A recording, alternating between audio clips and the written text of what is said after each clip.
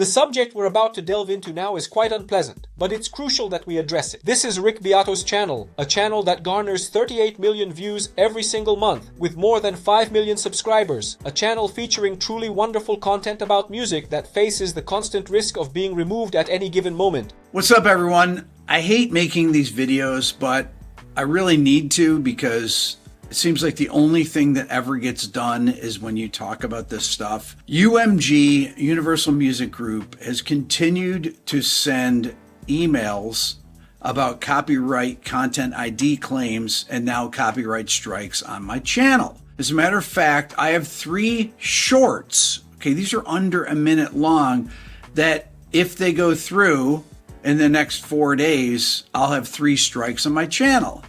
Now, if you don't fight these things, those 3 strikes would actually remove my channel from YouTube. The first one is here. It's an Adam Duritz video. It's a short, and it's using the song 6th Avenue Heartache. You sang the harmony part on 6th Avenue Heartache. Oh yeah. For those who still haven't grasped what's going on, he was making his content, having a conversation with a guest. At some point, he inquires, "Did you record this specific part in this song?" And that brief segment, actually received a strike. If you want to know how much money this is over, that one video, the 6th Avenue Heartache one, made $36.52 with its 250,000 views. So they're going to take my channel down over less than $100 for using a small segment from an interview with him on a song he sang on. Okay?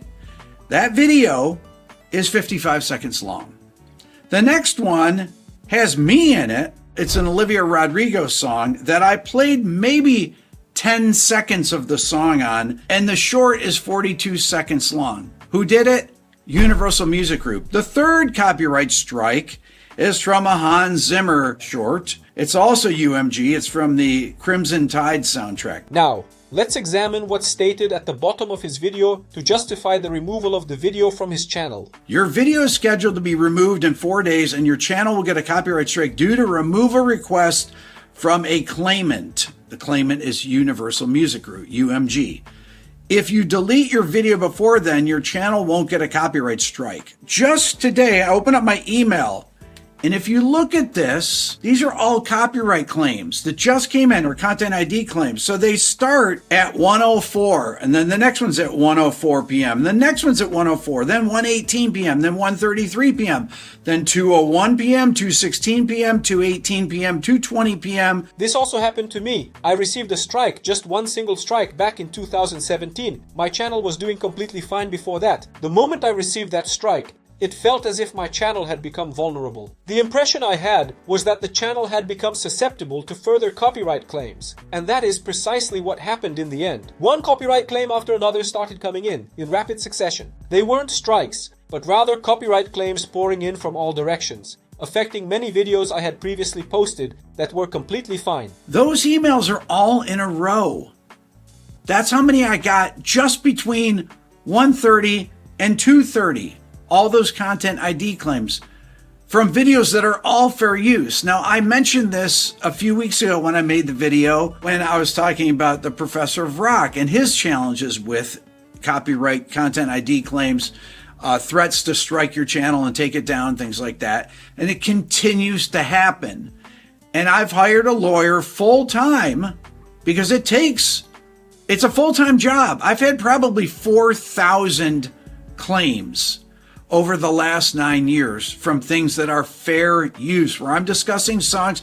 I'm doing interviews with people where I'm playing the music that they either wrote and recorded or they produced. Fair use is exactly what he claimed it to be. He features an individual, a musician, or an ongoing interview, then plays the song the person is singing or performed and asks, "How did you execute that solo? What inspired you to create this track?" When that's done, the primary focus shifts from the music itself to the video's content, not the other way around. For instance, on this channel, when I put Rick Beato here next to me, I take his channel's content and explain it differently, showing his video to you all. and I also address the topic he's discussing. I'm essentially combining his content with my own to create a brand new video. What I'm doing right here, right now, is fair use, it's acceptable use. What's not considered fair use is when you take a video of his and simply upload it to your channel, and the only content there is his video. There's literally nothing else. It's just him speaking on a channel that isn't his. The same principle also holds true when you take someone's video, for instance from a television program, and simply upload that content to your channel without making any changes to it. It's not about you explaining the video, nor are you discussing what's taking place, nor are you offering your perspective. You're just not contributing anything. When you take a video like that and simply copy and paste it directly onto your own channel, that's when you are violating copyright law. And in that case, it's not considered fair use, nor is it acceptable use. And when you visit his channel, what you'll find there is a clear demonstration of fair use, such as him engaging in conversation with Aerosmith. What's up, everybody? I'm Rick Beato. I'm joined today by Joe Perry and Brad Whitford from Aerosmith. If I were to ask you guys, other than Aerosmith, what is a great, like, quintessential rock riff? Train kept it rolling. And if he puts an Aerosmith song or references from other bands on this stereo system, he's likely to receive a copyright claim, even though what he's doing here is considered acceptable use. It's different from taking an Aerosmith music video, copying it and simply pasting it onto your channel with only the Aerosmith music video. Do you understand the difference? I've had probably 4,000 claims over the last 9 years from things that are fair use, where I'm discussing songs. I'm doing interviews with people where I'm playing the music that they either wrote and recorded or they produced. I finally broke with this. At first I was like, okay, forget about it. I won't do it. And then I did a Rick Rubin interview and it had 13 copyright claims in the video. That's when I hired a lawyer to fight these. And what he's done is he fought every single claim. And there's many of my interviews, which are all fair use, that have multiple songs in them. When I interviewed Daniel Lanois, there were so many songs in it. Brendan O'Brien, all these producers that I interview, and forget about the artist that I interview where I play their music and we talk about it. You need to play people's music to talk about it. That is the definition of fair use. These are interviews with the people about their careers. Now, why are these record labels wanting to take down content about artists that have records on their label? What sense does that make? Well, you might say, well, they don't own their own. They don't own their own songs. They don't own their own publishing. They sold it. No, this is actually the sound recordings that are in here. So it is literally Universal Music Group because they own the sound recordings. Yes, some of the content ID claims come from the publishers as well. So sometimes I'll get two different claims. I don't even understand how this works, honestly. But we have successfully fought thousands of these now.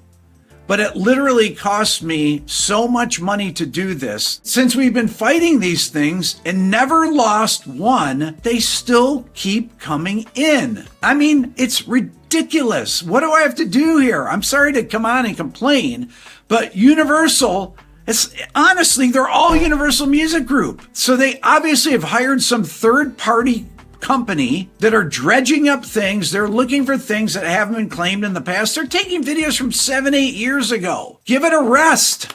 My God.